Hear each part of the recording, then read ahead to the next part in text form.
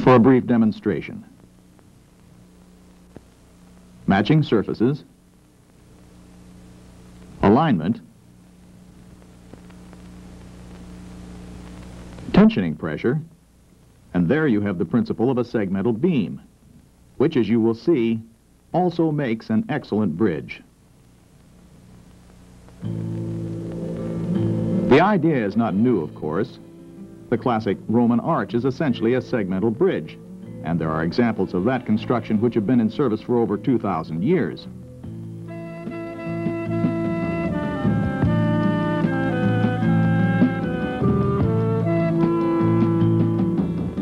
All that has really changed through the centuries are the type of materials used and designs which have permitted longer spans and more dramatic styling.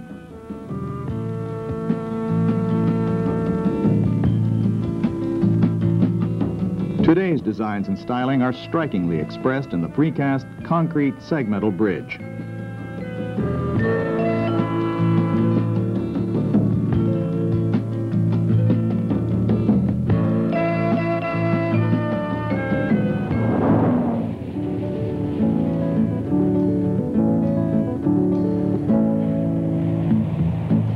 The U.S. Interstate Highway System, a cross-continent, border-to-border network of super roadways that permits fast, non-stop motor transportation year-round and in all conditions of weather.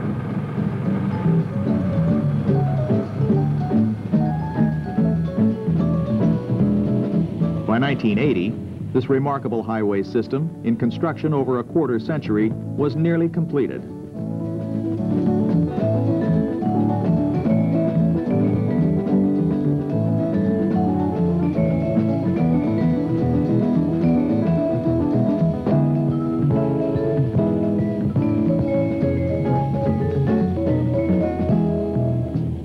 Among the hundreds of water crossings slated for modernizing to meet the new standards was the Zilwaukee drawbridge crossing of the Saginaw River on Interstate 75 in Michigan.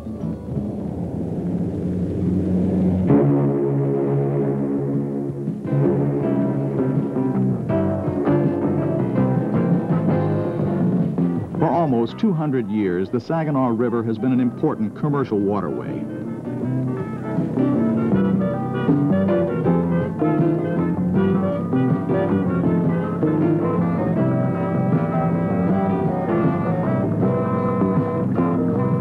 Early in the 1800s, it was used to transport lumber for the cities of both Europe and the United States.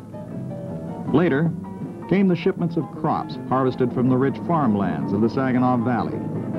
And today, the river supports the transportation of an industrial output which is key to the economy of the entire nation.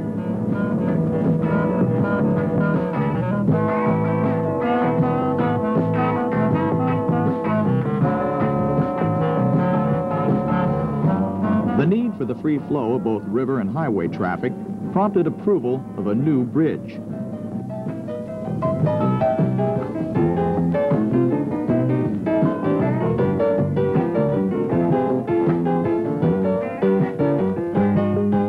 Our competition-winning bid for this vital crossing was for construction of a slender, segmented precast concrete structure built in a series of dual roadway spans that would rise to a height of 120 feet above the river.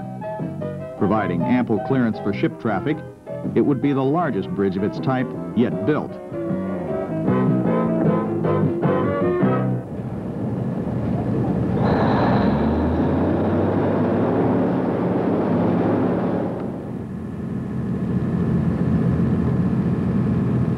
Undertaken as a joint venture, Walter Toebe Construction of Wixom, Michigan was responsible for bridge substructure, and Stevin was responsible for bridge superstructure. Preparatory work included the building of an 80,000 square foot segment manufacturing facility and a 10-acre storage yard adjacent to the project site. The facility was to be a fully contained factory with the capacity for handling all materials, the fabrication and subassembly of structural components, concrete batching, and the casting and handling of the 1,664 precast segments required to complete the 8,000-foot-long bridge.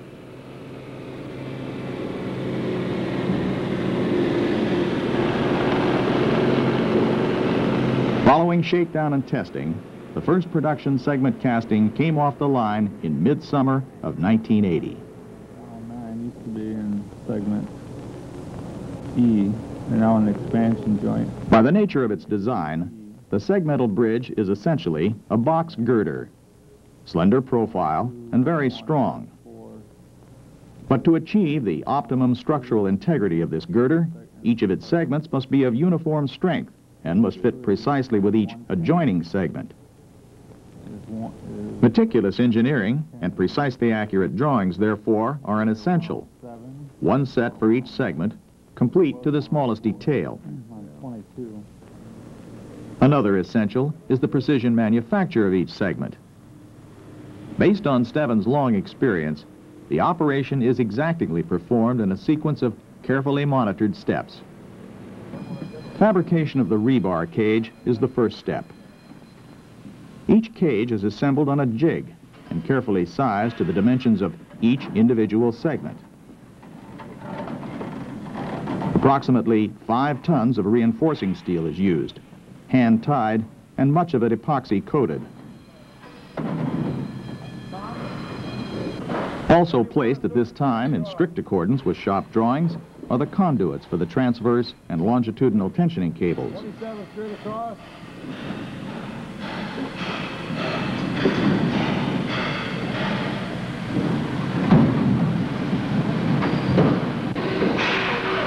The completed rebar cage must be as close to perfect as possible. Anything less, and either it may not fit the form, which is rigid and set to the exact dimensions of the segment, or it may cause an unacceptable variation in concrete cover. The segments are manufactured serially, that is, in the same order or sequence in which they will be assembled on the bridge. In this way, they can be match cast, one against the other.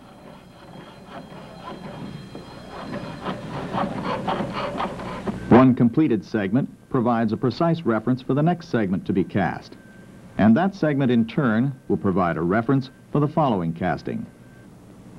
The result is a perfect matching of the mating surfaces.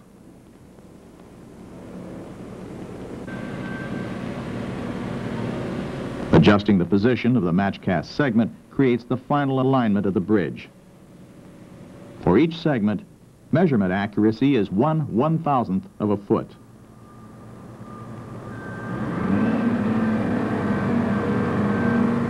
Concrete for the castings is provided by the integral batch plant.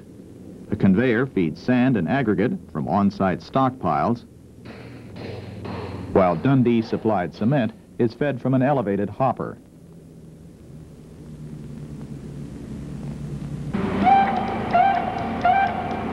The casting operation itself is done as a continuous pour.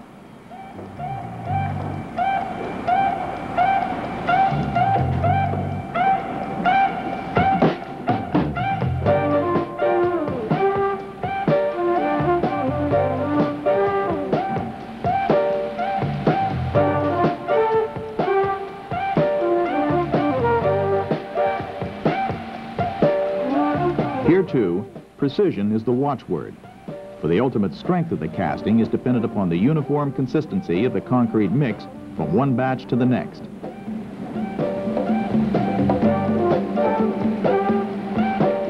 Adherence to standards is demonstrated in the testing of samples made at the time of the pour, and later in a laboratory analysis which is performed for every segment.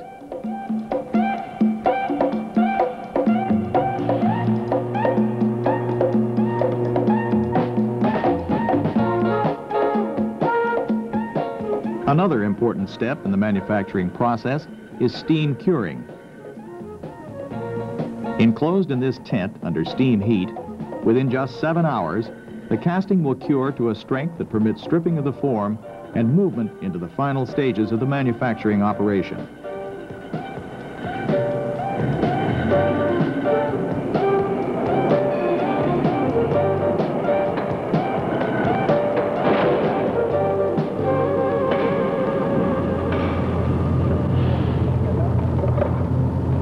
Concurrent with the production of bridge segments, work on the substructure was also well underway by mid-year 1980.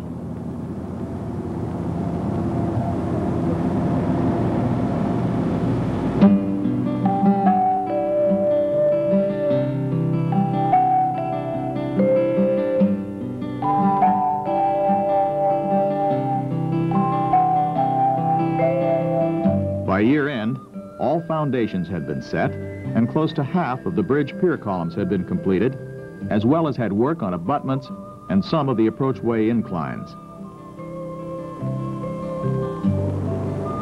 Segment casting 2, aided by the fully enclosed manufacturing facility, was continued without interruption throughout the year.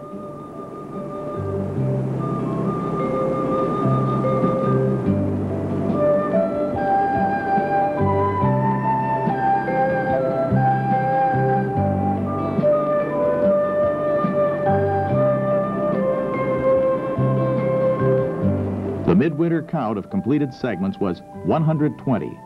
And by the time warmer weather would permit work on the superstructure, the storage yard would be crowded nearly to capacity.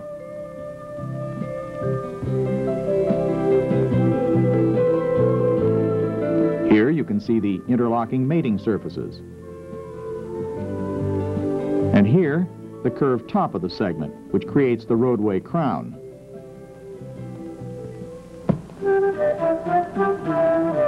In accordance with plans for the start of superstructure erection by the spring of 1981, the first segment was placed on the 10th of April.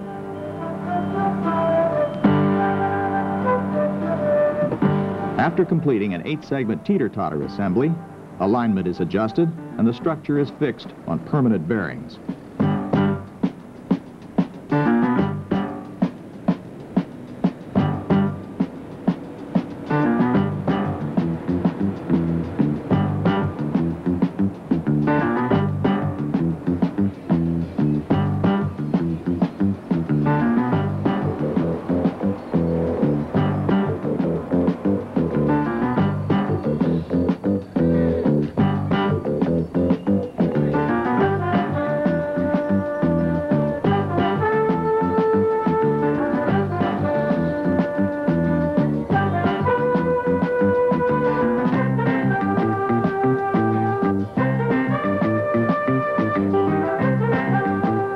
For the start of erection operations, conventional cranes were used.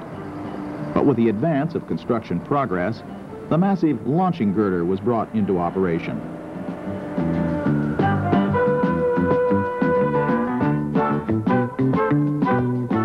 The launching girder is a steel truss, 940 feet long and weighing approximately 1,000 tons. It carries a 200-ton traveling crane that transports the segments and presents them for assembly. The efficiency of bridge erection operations using the launching girder was well demonstrated. As work progressed, an assembly schedule of 4 segments per day was set.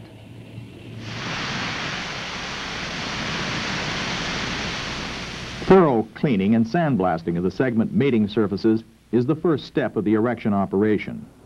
Down, we're coming down, bring her down. A Piner gantry crane equipped with a special lifting fixture is used for handling the segments, both in the yard and on the launching girder. We're going to balance her out now. We're about 6 inches from the trailer now. Keep coming. Okay, that's good. Duct swabs are inserted into all ducts. After mating, they serve to remove the epoxy squeezed into the ducts when the joint is closed.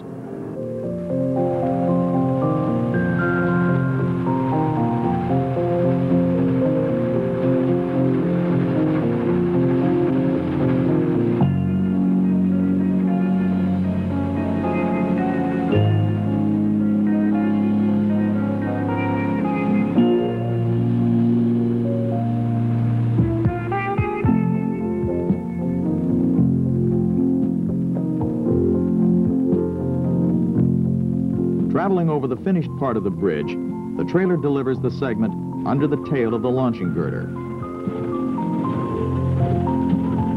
Here, it is transferred to the lifting fixture for further handling by the Piner gantry.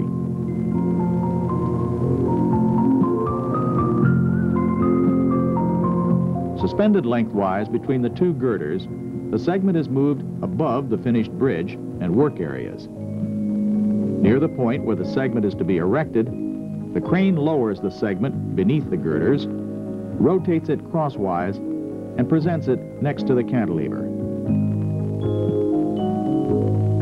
Clearly demonstrated on this project was the benefit of this system of construction to the unrestricted movement of both land and water traffic. With all work done in the air, there are no obstructions to slow or delay traffic.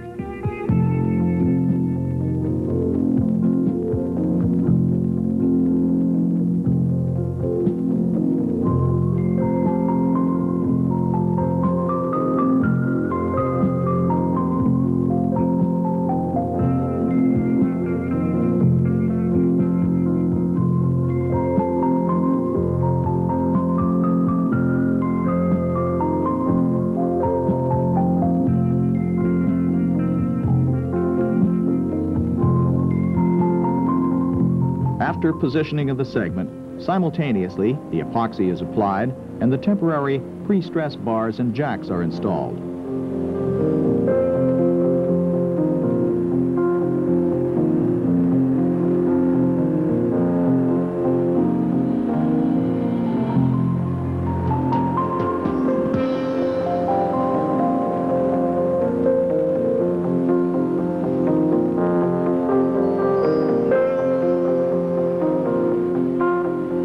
After the joint is closed, removal of the swabs clears the tendon ducts of excess epoxy.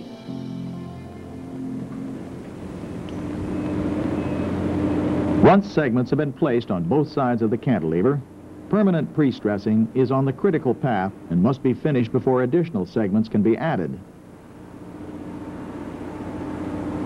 A line is threaded through the ducts, followed by a winch tow line, which in turn pulls through the tendon.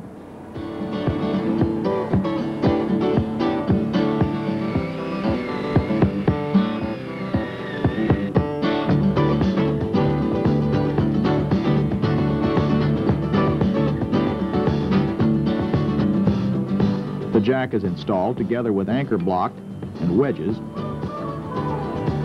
and the stressing is then completed. Press-con equipment was used for all stressing. The spray-painted index reveals immediately if one of the cables should slip. The value of the final product depends for a large part on the quality of the materials used. Therefore, we selected American spring wire to supply 20 million linear feet of strand, and Erskine additives to obtain high-quality concrete. The sequence of erection of the segments is described in detail in a manual. Also included in this manual are all procedures for the movements of the launching girder.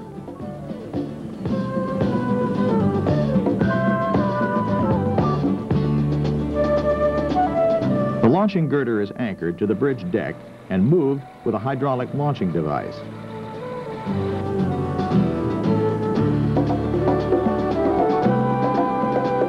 As assembly of the spans is advanced, the launching girder is moved forward over its own supports toward the next span to be erected.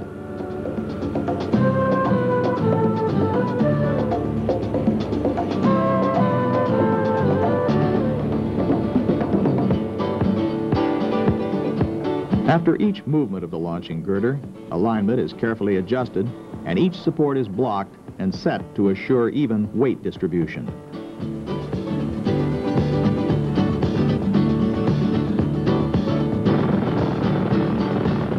Surface finishing is among the final steps of construction. Preparation, which includes roughening and cleaning, is of utmost importance in order to assure proper bonding of the surfacing material.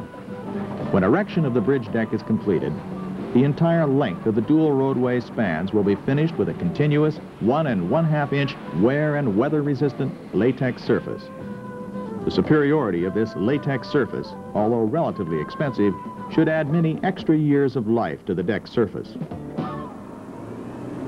Within recent years, the techniques and technology of bridge building with the use of pre-stressed post-tension concrete castings have made important advancements.